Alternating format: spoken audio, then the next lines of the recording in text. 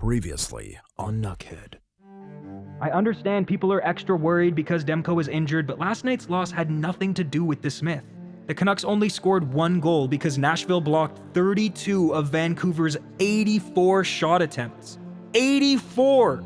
Nashville had 36! Yeah, so Game 3 of Round 1 against the Nashville Predators was virtually the same as Game 2, except the teams switched roles.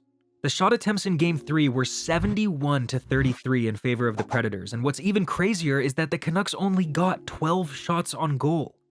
12! I think you can probably guess which team won this game, right? The Canucks did. Oh. It started with an amped-up Predators team building off the excitement of their home crowd, and the first thing they did was gun for Quinn Hughes in the form of Kiefer Sherwood and Philip Forsberg double-teaming him into the boards less than a minute into the game. I don't like that. Stop.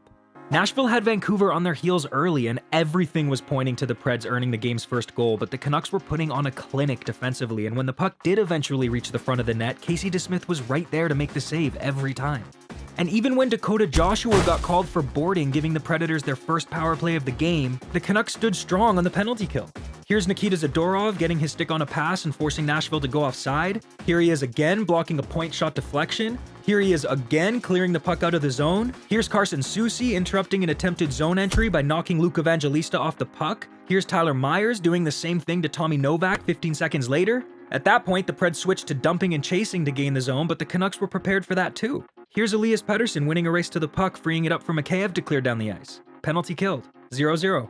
The Predators kept going after Hughes though, and this specific attack led to a turnover, but Connor Garland laid his body on the line to block the shot. Then Myers got called for high sticking, putting Nashville right back on the power play, but thanks to this save from DeSmith, Pettersson's big brain, and this puck clear from Filip Hronek, the Canucks killed that one off too. Still 0-0. And here's where it gets kind of funny.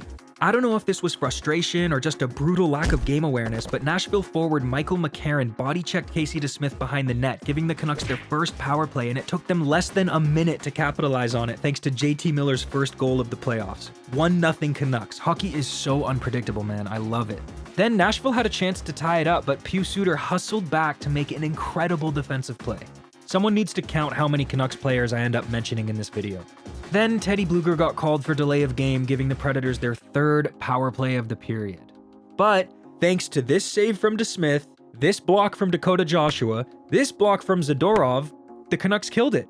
And just like that, Nashville went 0 for 3 on the power play in the first period. And it's 1-0 Canucks. Awesome. The Predators finally managed to squeak one past DeSmith, but unfortunately for them, Myers was in great position to sweep the puck out of the crease before they could get their greasy paws on it. UC Saros robbed Niels Big Hog Hoglander of his first career playoff goal. Hughes kept getting bruised. And then, despite Yossi's protests that he had nothing to do with it, he was called for tripping Garland and the Canucks were back on the power play. And guess what? They scored. And it only took them 16 seconds to do it this time. Brock the Brockstar Besser pots his first goal of the playoffs thanks to a sugary sweet no-look pass from Jonathan Tanner Miller. Beautiful. 2-0 Canucks. Also, back in Vancouver, the Canucks were hosting a big viewing party at Rogers Arena, and well over 10,000 people showed up, including myself, and holy hell was it a blast. We were chanting and cheering and screaming. It's a miracle I can even record this video today. Now, let me show you what might just be the highlight of the game for me. After running the Canucks' best player multiple times, you'd think the Predators would keep their head up, right? Especially their best player, right? Well, they didn't. And that's where Nikita Zadorov comes in. Watch here as an ever so confident Roman Josi skates the puck around the Canucks zone with no care in the world, only to be absolutely demolished by Zadorov. Let's watch that again, but this time watch the Nashville bench. They realized what was about to happen and tried to warn Josi at the last second, but it was too late. Not only did that hit lead to a turnover in favor of the Canucks, but Big Zed poured a gallon of vinegar into their open wound by belting out a big woo so loud it could be heard on the broadcast. Just wonderful. And hey, to everybody who gave up on the Canucks after Demko got injured, I'm sorry to be the one to tell you, but your opinion has already aged terribly and it's only been a couple days. I'm just letting you know, okay? Want to see something funny? Zadorov laid out McCarron, and McCarron got up in a hissy fit and pretended like he was gonna punch Zadorov, but Big Zed didn't even flinch. Whoa, yo, were these towels white when they came in or what? What's going on here? The Canucks took another penalty, but thanks to Lindholm winning the initial face-off allowing Soucy to clear it, Lindholm pressuring hard forcing Forsberg to clear it, Phil DiGiuseppe clearing it after outworking both O'Reilly and Evangelista along the boards, Pettersson intercepting a pass and clearing it, the Canucks were able to kill most of it off, but right before they could finish the job, Zadorov shot the puck over the glass and was called for delay of game, giving the Predators a 21-second two-man advantage. However, this is when Ian Cole chose to shine the brightest.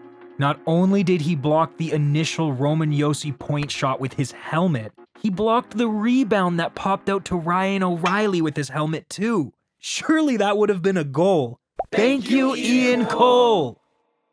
And the Canucks killed off the rest of that power play easy peasy lemon squeezy. The Predators did manage to score with just over 3 minutes left to make it 2-1 and a little more interesting and my pants a little more stained, but that's all they'd get because their last 2 shot attempts were blocked by Cole and Bluger. Actually, Bluger's block was incredibly clutch and it looked like it hurt too. The Canucks won 2-1, taking a 2-1 series lead, and Game 4 is tomorrow at 2 p.m. Pacific time.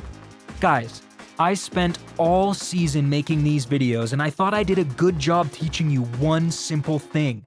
The Vancouver Canucks are good. Stop giving up on them. Thanks to these nuckheads who chose to support the channel by clicking join. Thank you for watching. Subscribe if you haven't. I'll see you Monday. Bye. This one's going to Casey. Every single person in this locker room earned that tonight, and it's going to be that the rest of the way. Great win, boys.